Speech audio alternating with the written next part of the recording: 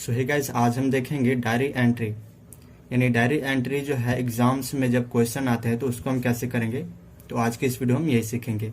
ये हमारे एग्जाम्स में 5 मार्क्स के आते हैं और ये बहुत इजी होता है। आपको बस अपने मन की बातें लिखना होता है, जिसमें कुछ क्वेश्चन दिए होते हैं और उस क्वेश्चन के बेस पर जो है आपको उसको आंसर करना होता है। इसमें कोई ऐसा नहीं है, फिक्स नहीं है कि आपको कुछ याद करके लिखना है या इस फॉर्मेट में लिखना है।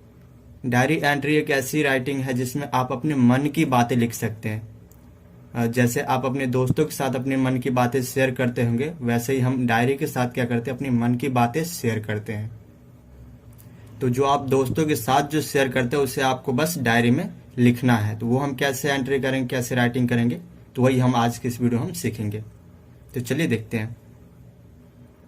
वैसे तो डायरी राइटिंग का कोई भी रूल्स नहीं है कि आपको इस फॉर्मेट या इस रूल से जो है डायरी राइटिंग करनी है, लेकिन फिर भी कुछ गाइडलाइंस है जो आपको फॉलो करना चाहिए अपने डायरी एंट्री को, डायरी राइटिंग को और भी अच्छा बनाने के लिए। तो आइए देखते हैं गाइडलाइंस हमारे क्या है कि डायरी एंट्री में जब भी आप डायरी एंट्री करें तो उस टाइम में आपको हमेशा ये मेंशन करना है place, date, day and time. यानी किस जगह की आप बात कर रहे हैं वो प्लेस मेंशन करें, डेट मेंशन करें कि किस डेट को आप डायरी लिख रहे हैं या किस डेट की बात कर रहे हैं, डे एंड टाइम, किस दिन और किस समय। Second, heading, signature. हेडिंग और सिग्नेचर ये दोनों ऑप्शनल है। आप चाहे तो अपने डायरी राइटिंग के लिए जो भी आप लिख रहे हैं, जिस भी टॉपिक पे लिख रहे हैं, आप चाहे तो एक हेडिंग लिख सकते हैं। ये आपके ऊपर बेस है कि आप चाहे तो लिखे या ना लिखे। इसके बाद है सिग्नेचर। सिग्नेचर क्योंकि डायरी आपकी है तो यहाँ पे डायरी लास्ट में आपको सिग्नेचर करने या ना करने की कोई जरूरत है नहीं, ये भी एक ऑप्शनल है। लेकिन एज पर एग्जाम में अगर आप सिग्नेचर करते हैं तो भी जो है मार्क्स नहीं करेंगे, एक ऐड ही हो जाएगा।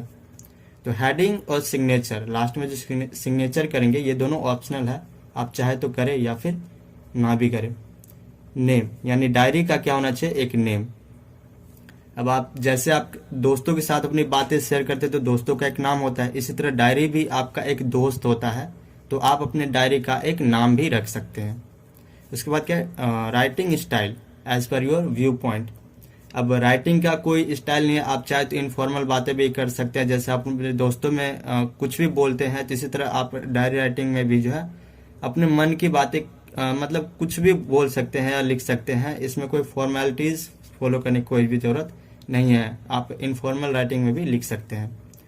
और एग्जाम्स में आपको वर्ड लिमिट याद रखना कि 100 to 120 वर्ड्स का ही होना चाहिए डायरी एंट्री। आइए हम देखते हैं इसके फॉर्मेट को कि आपको एग्जाम्स में जो है डायरी एंट्री करते टाइम आपको किस फॉर्मेट का यूज करना है। तो डायरी एंट्री करते समय आपको सबसे पहले लिखना है place, then date, then day, then time.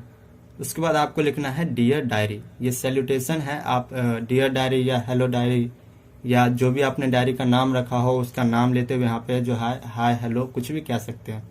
ये भी ऑप्शनल है, आप चाहे तो करें या फिर ना भी करें। देन क्या आएगा, बॉडी। और ये बॉडी क्या है कि इसमें आप अपनी बातें लिखेंगे जो भी आपको कहना है। देन लास्ट में नेम या सिग्नेचर, कुछ भी कर सकते हैं, ये भी ऑप्शनल ही है। तो आइए एक एग्जाम्पल हम देखते हैं। तो हमारा क्वेश्चन है, Margie is totally shocked to see a real book. She decides to write a diary entry about the strange old book. Write the diary entry as Margie in about 100 to 120 words. अब इस सबसे पहले तो आपको question को समझना होगा कि क्वेश्चन में कह क्या रहा है। 2-4 लाइन की बातें होती है, उसको आप एक सिचुएशन दिया जाएगा। उस सिचुएशन के बेस पर आपको अपने आप को उसके जगह रखकर उसकी जगह अपने आप को उसकी जगह रखकर और आपको सोचना है। कुछ हिंट्स भी दिए जाएंगे, जैसे हिंट्स के बेस पर आपको जो है सोचना है। तो यहाँ पे क्या करेंगे, मार्गी इज टोटली शॉक। मार्गी जो है क्या है, पूरी तरह से शॉक है। To see a real book, एक रियल बुक को देखकर, कि सचमुच की जो है एक बुक है उसको देखकर क्या है, मार्गी शॉक्ड है। She decides to write a diary entry, उसने क्या किया, डिसाइड किया डायरी एंट्री करने का। About the strange old book, strange मतलब जो कभी कभार होता है, तो स्ट्रेंज ओल्ड बुक, पुरानी बुक के ऊपर डायरी लिखने की। Write the diary entry as Margie, अब आपको क्या करना है, डायरी एंट्री करना है एज किसकी जगह पे, मार्गी की जगह पे। 100 से 120 वर्ड्स में। तो आइए देखते हैं। 21 मई 2157 मंडे एट 9 PM। यहाँ पर आपको क्या करना है कि डेट, डे एंड टाइम को मेंशन करना है। अगर प्लेस है तो आप प्लेस भी मेंशन कर सकते हैं। Then dear diary, a very strange thing happen today, my brother Tommy found a real book. क्या करेगी? A very strange thing happen today. आज जो है बहुत ही स्ट्रेंज घटना घटी या कुछ हुआ। माई brother Tommy found a real book. मेरा भाई क्या है, माई ब्रदर टॉमी जो है फाउंड, उसको क्या मिला? एक रियल बुक मिली। Yes it is a real book. हाँ बिल्कुल ये क्या है कि रियल बुक है। As our grand father told us, जैसा कि हमारे ग्रैंड फादर दादाजी कहा करते थे। It seems to be very weird, it has some letters and lines printed on the pages. ये देखने में बहुत ही वियर्ड लग रहा है, मतलब अजीब लग रहा है। इट हैज सम लेटर्स, इस पे कुछ लेटर्स लिखे हैं, यानी इस पे लिखा हुआ है। And lines printed on the page, और उस पे जो है लाइन्स जो है प्रिंटेड है पेज पर। Which have become yellow and crinkly, जो कि क्या है कि पीली हो गई है और क्रिंकली झुर्रीदार टाइप की, मतलब एक पुरानी बुक को आपने देखा होगा कि वो उसके पेजेस जो है वो येलो हो जाते हैं और वर्ड्स जो है उस पर कुछ धब्बे उब्बे से बनने लग जाते हैं। तो ये बुक भी कुछ इसी तरह की दिख रही थी। And the words remains still on the page, और अभी भी जो है उस पेज पर वर्ड्स जो है वो दिख रही है। It is really funny as well as irritating to turn each and every page after you have finished reading. और ये बहुत ही फनी है, एज वेल एज क्या है कि इरिटेटिंग है, to turn each and every page, कि आपको हर एक पेज को पढ़ने के बाद जब भी आप एक पेज पढ़ लेते हैं तो उसको क्या करना पड़ेगा? आपको टर्न करना पड़ेगा, पलटना पड़ेगा। तो ये बहुत ही इरिटेटिंग है और साथ साथ क्या है, फनी है। I thinks my e books are better, at least I don't need to take care and prevent them from getting turn or lost.